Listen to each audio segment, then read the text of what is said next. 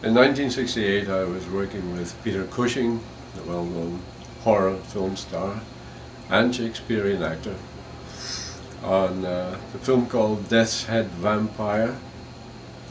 It went out on a double bill with Witchfinder General, which in the United States became The Conqueror Worm. And this is a photograph you're about to see of myself with the leading lady. This is the leading lady, Wanda Ventum, standing beside me in an archway of a very old mansion. It was filmed, well, the period was around 1895. Very beautiful girl.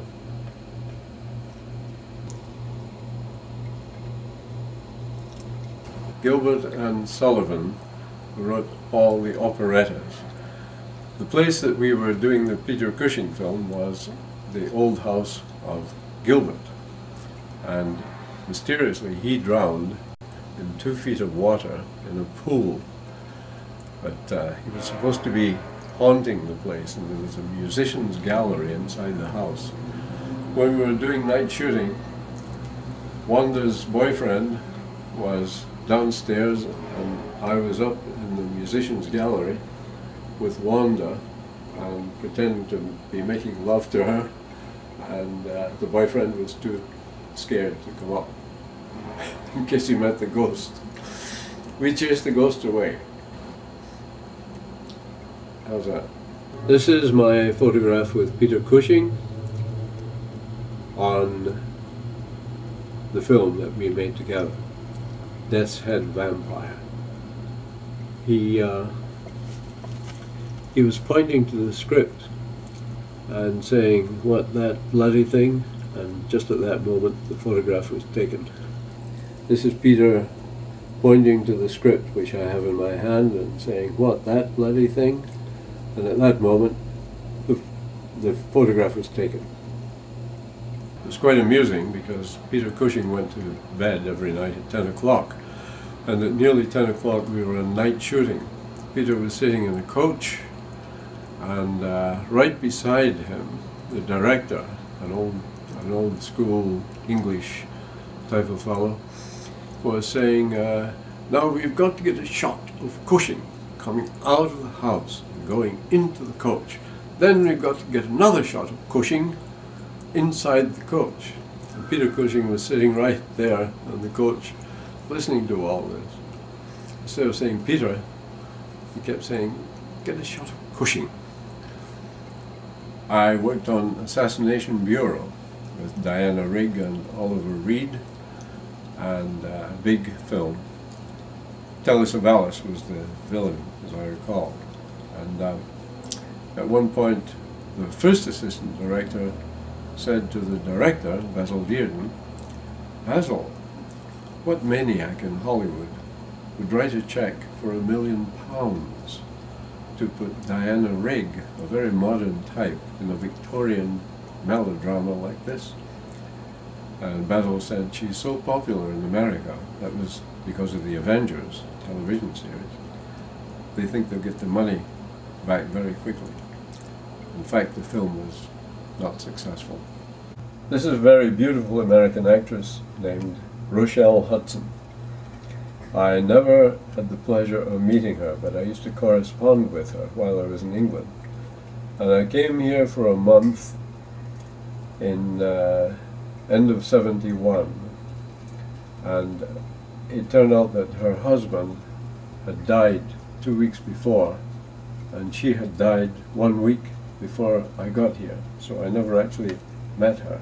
This is a prima ballerina, Ludmila Cherina. She was a top ballet dancer.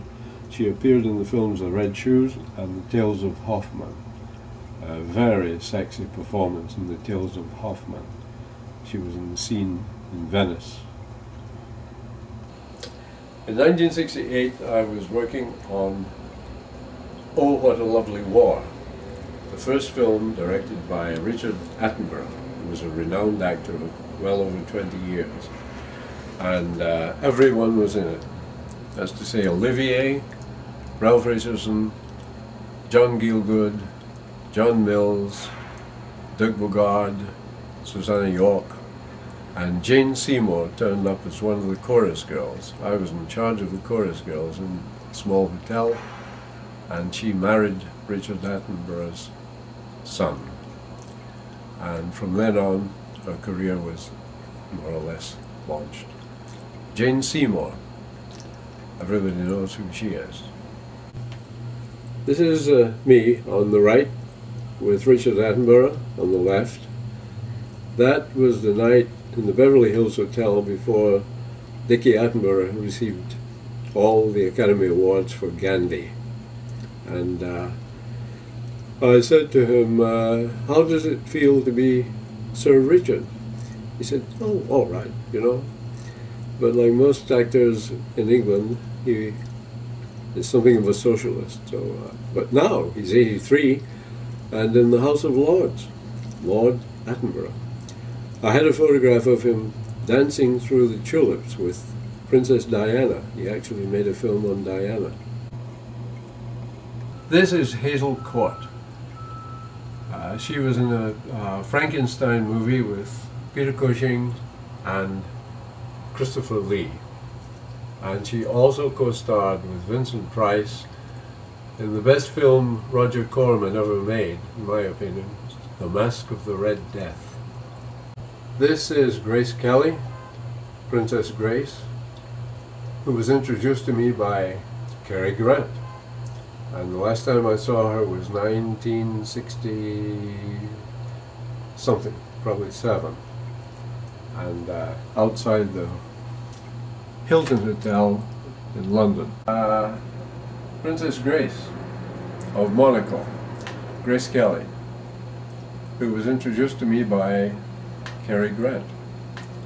Last time I saw her was 1967 outside the Hilton Hotel in London, and there was a nice little coffee shop nearby. I persuaded her to come with me, and we lost her entourage for a while. That's the last time I ever saw her. I worked on Her Majesty's Secret Service. Her Majesty's Secret Service, a film with George Lazenby as James Bond and Diana Rigg as his wife. And he was an Australian, and he did a very good job, but he was an inexperienced actor at the time. And when he went to the heraldry, the place where they have the coats of arms and so forth, he met a man there, and he was supposed to be that man when he went to Switzerland to visit Telly Savalas. And that man dubbed his voice all the way through from then on. That was George Baker, the actor. Telly Savalas was the villain, Blofeld. This is George Lazenby, who played the lead in On Her Majesty's Secret Service. I met him in the studio because he was testing with another actor named John Richardson. And so that's exactly how I met him. He only was in one Bond film. Lazenby worked on commercials before, and he was quite well known in commercials.